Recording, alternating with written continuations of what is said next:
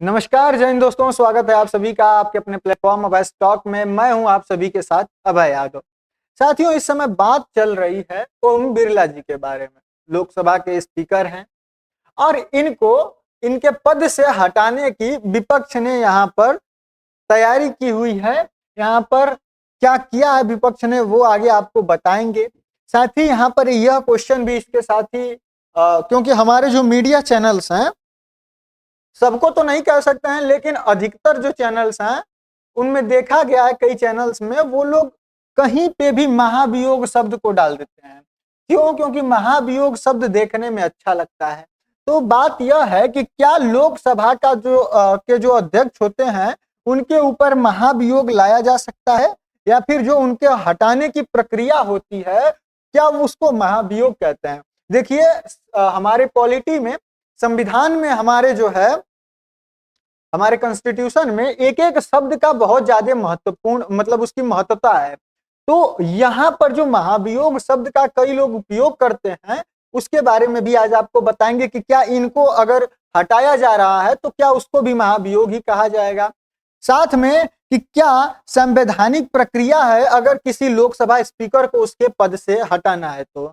और साथ ही यह भी क्वेश्चन है कि क्या विपक्ष के पास यह पावर है कि वो लोकसभा स्पीकर को उसके पद से हटा सकता है या फिर नहीं फिलहाल की स्थिति में। इन सारे सवालों का जवाब आपको इस वीडियो में मिलेगा। साथ ही आपको कारण भी जो है कि पता चलेगा कि क्यों इस तरीके की चीजें हो रही हैं। तो चलिए स्टार्ट करते हैं वीडियो को और सभी चीजों से आपको रूबरू कराते हैं। उससे पहले साथियों, आप सभी से एक छोटा सा निवेदन है। सारा कंटेंट तैयार करने में बहुत सारा टाइम लगता है और उस समय ध्यान बस यही रहता है कि जब कंटेंट आप तक पहुंचेगा तो आप लोगों को जो है देखकर अच्छा लगेगा, कुछ नया जानने को मिलेगा, क्या चल रहा है उसको आप लोग समझेंगे और हो सकता है कि वो आपको अच्छा लगे तो आप सब्सक्राइब भी करें चैनल को, जो कि सिर्फ और सिर्फ वही एक मोटिवेशन होता है आप तक इस तरीके का कंटेंट पहुंचाने के लिए। तो आपसे गुजारिश है कि अगर चैनल पर नया है तो सब्सक्राइब अवश्य करिएगा। पहली बात कि यहाँ पर opposition likely to move resolution to remove Lok Sabha speaker Birla, यानी कि लोकसभा स्पीकर जो बिरला है, यह 9 फरवरी की न्यूज है कि जो अपोजिशन है वो इनको हटाने के लिए जो है कि यहाँ पर तैयारी कर रहा है। अब बात करें कि इस विवाद जो यह हुआ इसका वजह क्या था। तो देखिए, संसद में इस समय जो क्या चल रहा था, तो बजट सत्र चल रहा था और इसके दौरान जो है यह विवाद तब शुरू हुआ जब राष्ट्रपति के अभिभाषण के बाद, जब बजट सत्र खत्म होता है तो राष्ट्रपति अपना अभिभाषण देते हैं, वो धन्यवाद प्रस्ताव आता है। उस पर बहस के दौरान विपक्ष के नेता राहुल गांधी को लोकसभा में बोलने की अनुमति नहीं दी गई। होता क्या है, प्रधानमंत्री भी बोलते हैं, फिर उसके बाद विपक्ष के जो नेता होते हैं उनको भी बोलने का अवसर दिया जाता है। अब साथियों, यह इतना मायने क्यों रखता है अगर इस बात को देखें तो देखिए, धन्यवाद जो प्रस्ताव होता है यह कोई साधारण जो है बहस नहीं होती है, यह एक मूलभूत जो है संसदीय परंपरा है और यह संसद जो सांसद होते हैं उनको बहस करने का पहला औपचारिक जो है वो अवसर यहाँ से प्रदान करता है। वीडियो देख रहे हैं तो आप लोगों से मेरी एक अनुरोध है कि इस वीडियो को किसी पार्टी, किसी दल का होकर न देखिएगा, इसको सिर्फ और सिर्फ अपने नॉलेज के पर्पज से देखिएगा। साथ ही इससे यह समझिएगा कि आखिर में हमारे संविधान में है क्या, चीजें हैं क्या। ठीक है, तो देखिए, ये जो यहाँ पर बात है, जो यहाँ पर लोकसभा में जब ये सारी चीजें होती हैं तो ये पहला टाइम होता है जब सांसदों को बहस करने का पहला औपचारिक जो है वो अवसर प्रदान इसमें किया जाता है। साथियों, इसमें सरकारी नीतियां, शासन की व्यवस्था और राष्ट्रपति के द्वारा निर्धारित राष्ट्रीय जो प्राथमिकताएं हैं उनका जो है कि यहाँ पर उल्लेख किया जाता है, उनके बारे में चर्चा की जाती है। परंपरा के अनुसार इस बहस में विपक्ष के नेता, जिसको लीडर ऑफ ओपोजिशन कहा जाता है, उनकी बात को सुना जाना यहाँ पर अपेक्षित है। साथियों, विपक्ष ने आरोप लगाया है कि जो स्पीकर हैं इनके लोकसभा के, जिनका नाम है ओम बिरला जी, अगर जो लोग नहीं जानते हो तो वो देख लें एक बार, वैसे तो ये सभी लोगों को पता ही होगा जो ये वीडियोस देख रहे हैं।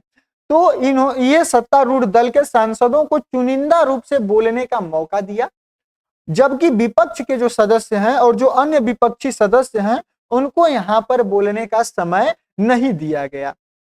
यहां कहने का अर्थ यह है कि जो ओम बिरला जी हैं, जो विपक्ष यहाँ पर इनके ऊपर एलिगेशन लगा रहा है वो यही है कि इन्होंने जो सत्तारूढ़ पार्टी है यानी कि जो एनडीए है उसके सांसदों को तो बोलने का भरपूर मौका दिया, भरपूर टाइम दिया, लेकिन जब बात क्या कहते हैं नेता विपक्ष की आई यानी कि जो एलओपी हैं इनकी बात आई राहुल गांधी जी की, तब इनको बोलने नहीं दिया गया।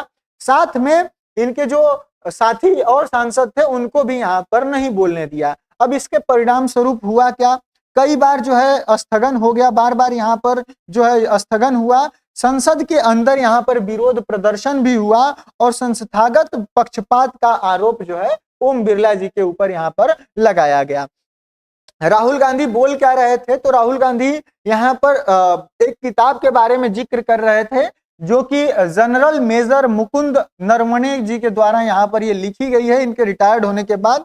और स्पीकर का कहना था और जो सत्ता पक्ष था उसका कहना था कि देखिए ये यहाँ पर नहीं बोला जा सकता है क्योंकि यह बुक अभी पब्लिश नहीं हुई है।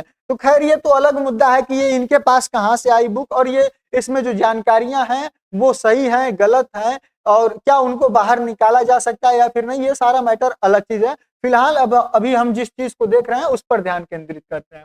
यहाँ पर जो प्रमुख संवैधानिक भूमिका निभाने वाले कौन कौन लोग हैं उनकी चर्चा करें तो देखिए पहले तो आते हैं ओम बिरला जी।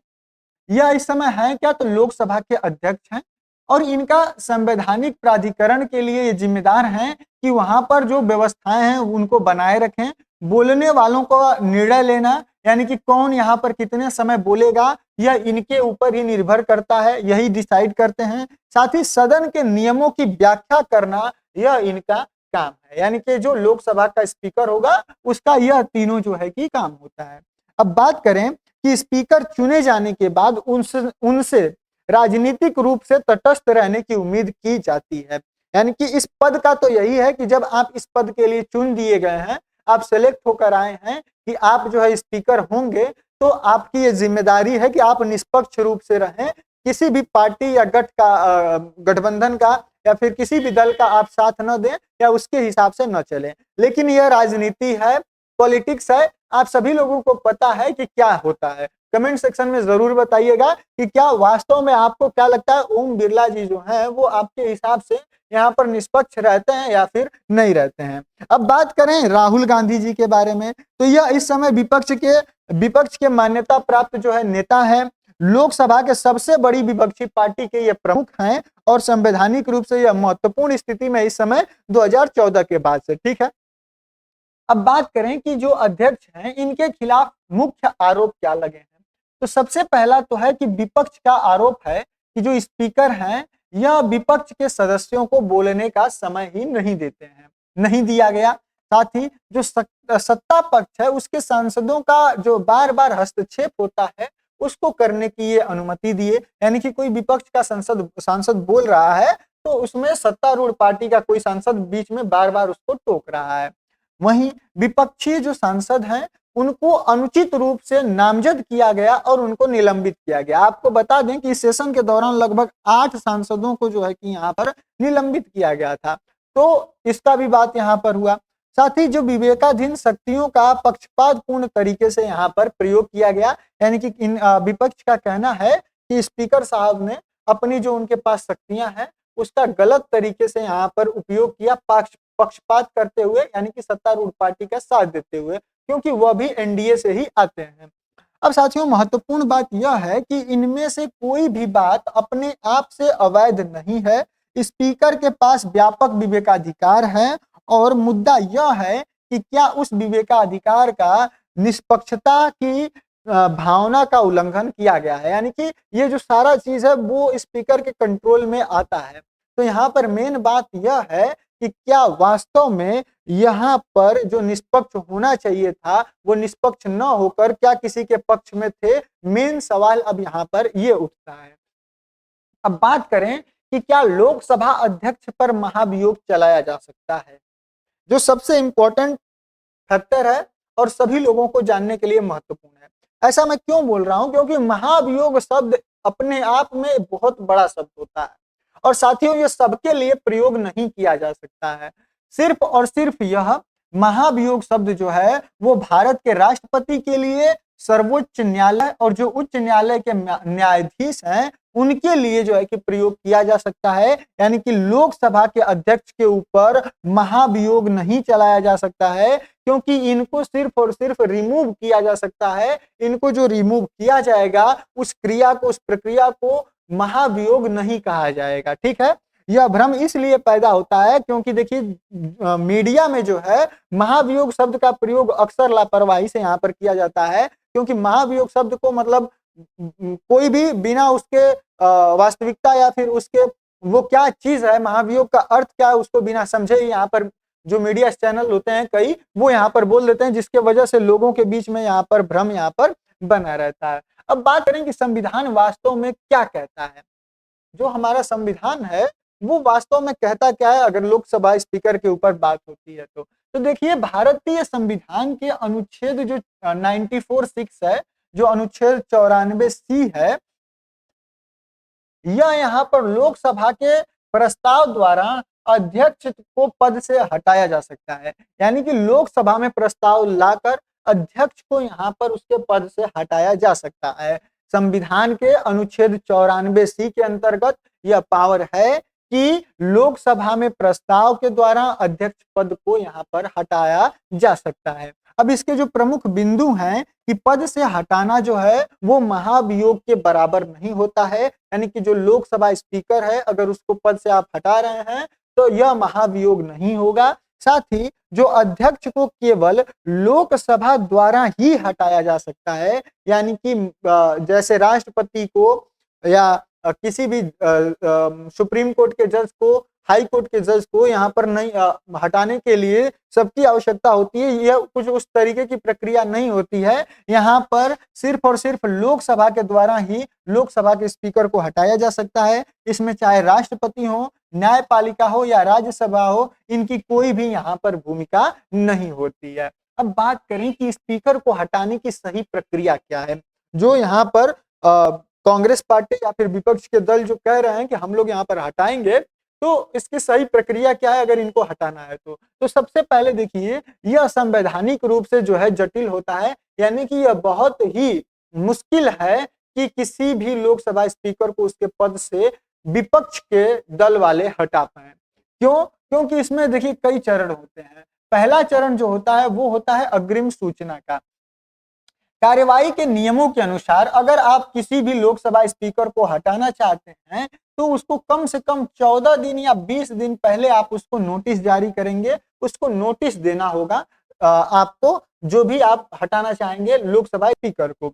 उसके बाद नोटिस में अध्यक्ष को हटाने का इरादा स्पष्ट रूप से बताया जाना होगा। यानी कि आप जो नोटिस दे रहे हैं वो क्यों उनको आप हटाना चाहते हैं, इस बात को आपको स्पष्ट रूप से बताना पड़ेगा उस नोटिस में। जो दूसरा चरण है वो है न्यूनतम हस्ताक्षर का। यानी कि इस प्रस्ताव को कम से कम यानी कि मिनिमम इसमें 100 सिग्नेचर, 100 सांसदों का जो है कि इसमें समर्थन होना चाहिए, उनका सिग्नेचर होना चाहिए उस नोटिस के ऊपर। साथियों यहाँ पर जो बताया जा रहा है, जो बात सामने निकल कर आ रही है मीडिया में, उसके हिसाब से कहीं कहीं बताया जा रहा है कि लगभग 118 जो है सांसद यहाँ पर सिग्नेचर किए हुए हैं इनको जो नोटिस दिया गया है जो हटाने के लिए। साथियों यह सुनिश्चित करता है, ऐसा क्यों किया जाता है कि कम से कम 100 जो है 100 सांसदों का यहाँ पर समर्थन चाहिए, तो वह ऐसा इसलिए किया जाता है कि जो बिना वजह के लोग आएंगे, मान लीजिए कि कम है, क्राइटेरिया कम है, 10-5 मिल के सोचे कि चलो इस तरीके का ला देते हैं, तो इससे पूरा जो सिस्टम वो बार बार डिस्टर्ब होगा। तो इसके लिए यहाँ पर न्यूनतम जो है 100 सांसदों का यहाँ पर रखा गया है कि 100 सांसद यहाँ पर समर्थन में होने चाहिए। तीसरा बात कि विशेष बहुमत की यहाँ पर आवश्यकता होती है अगर आपको इनको इनके पद से हटाना है। तो यहाँ पर प्रस्ताव पारित होना चाहिए कि लोकसभा के कुल सदस्यों का जो बहुमत है, वह जो टोटल बहुमत है, न केवल उपस्थित और मतदान करने वालों का। यानी कि यहाँ पर जैसे मान लीजिए कि अगर इनको हटाना है तो आपको पूरी लोकसभा के जितने सदस्य हैं उनका पूर्ण रूप से उनके पूरे बहुमत का 50% और प्लस एक सदस्य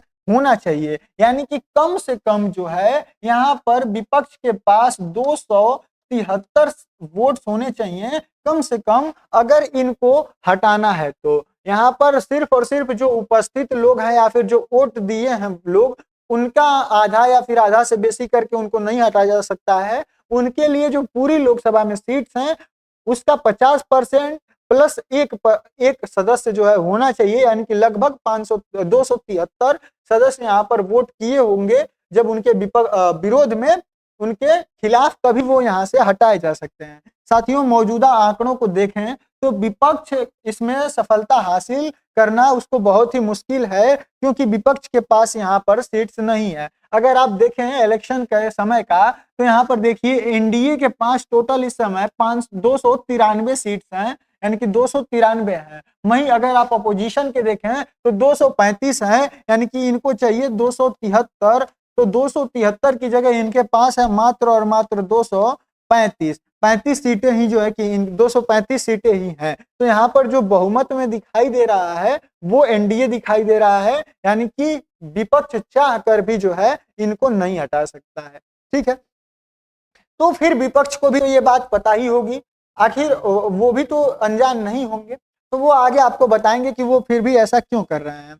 अब इसका चौथा चरण देख लीजिए। अध्यक्ष अध्यक्षता नहीं कर सकते हैं प्रस्ताव पर चर्चा के दौरान, अध्यक्ष अध्यक्षता नहीं कर सकते हैं, उपाध्यक्ष या फिर जो वरिष्ठ सदस्य होंगे वही इसकी अध्यक्षता को संभालते हैं।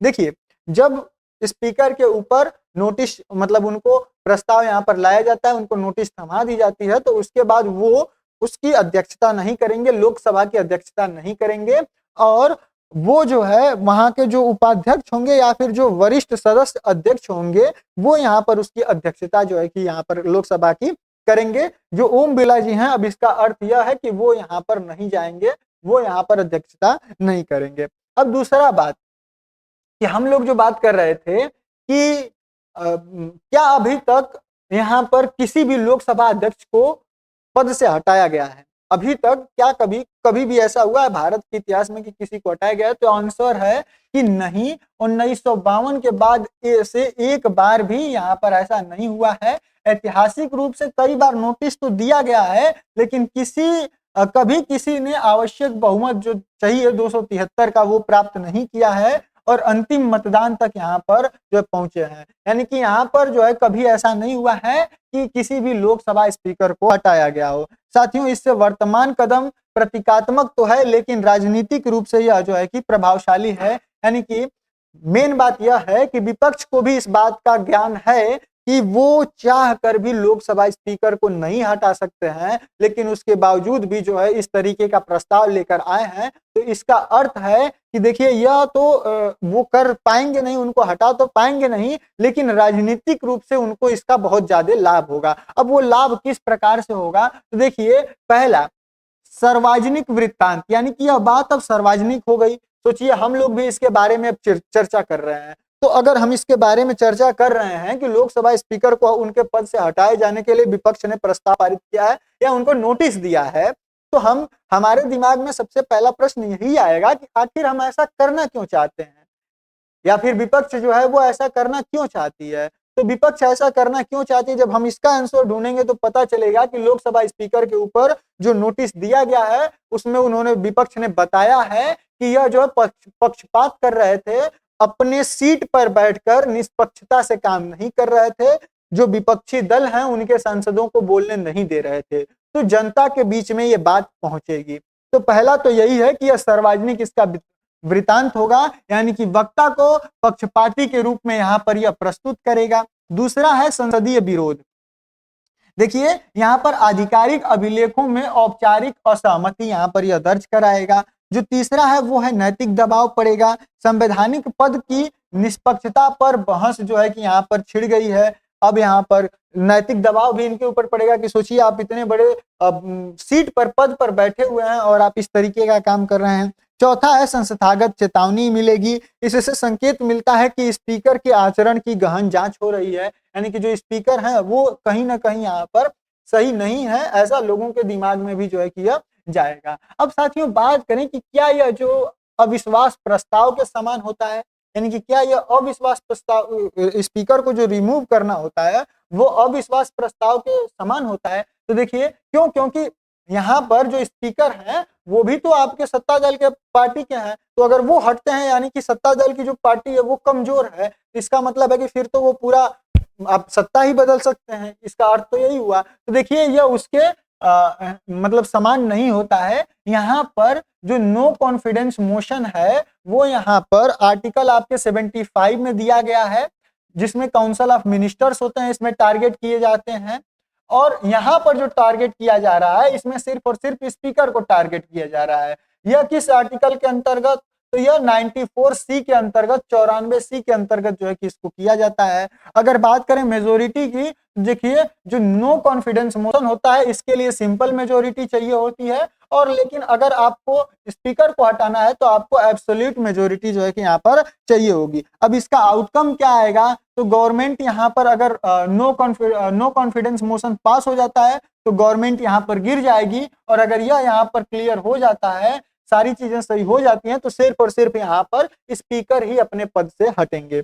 साथियों, इससे अध्यक्ष के खिलाफ अविश्वास प्रस्ताव कहना संवैधानिक रूप से गलत है, हालांकि राजनीतिक रूप से यह आकर्षक जो है वो जरूर लगता है। उम्मीद कर रहा हूं आपको क्या यह पूरा मैटर था, क्या लोकसभा अध्यक्ष को हटाने की प्रक्रिया होती है, महाभियोग कहना सही है या फिर गलत है, ये सारी जानकारी आप तक अच्छे तरीके से पहुंच गई होगी। साथियों, आप सभी से लास्ट में, अगर अभी तक आप वीडियो को देख रहे हैं तो आप सभी से लास्ट में एक अनुरोध है कि आप किस तरीके का कंटेंट चाहते हैं वो हमें कमेंट सेक्शन में सजेस्ट जरूर करें, जिसके बेसिस पर हम जो है अगला जो कंटेंट है वो लेकर आए, ताकि ज्यादा से ज्यादा आप लोगों तक हम पहुंच पाए। ठीक है, चैनल पर नए तो सब्सक्राइब अवश्य करें। मेरे बारे में कोई राय है तो उसको भी बिना किसी हेजिटेशन के, चाहे वो किसी भी प्रकार की हो, मुझ में कोई कमी है तो उसको जरूर बताएं, क्योंकि मैं चाहता हूं कि आप लोग बताएं ताकि मैं उसको आने वाले समयों में सुधार कर पाऊं। क्योंकि कोई भी, मैं हमेशा बोलता हूं, कोई भी 100% परफेक्ट नहीं होता है। परफेक्शन तभी आता है कि धीरे धीरे जैसे जैसे आप घिसते हैं उसी के बाद जो है कि परफेक्शन आपका अंदर आता है। तो उम्मीद कर रहा हूं कि आप लोग जरूर सजेस्ट करेंगे, अपने छोटे भाई को प्यार देंगे। सब्सक्राइब अवश्य करिएगा चैनल पर, कमेंट भी करिएगा। बाकी मिलते हैं अगले वीडियो में किसी नए टॉपिक के साथ। तब तक के लिए जय हिंद, जय भारत।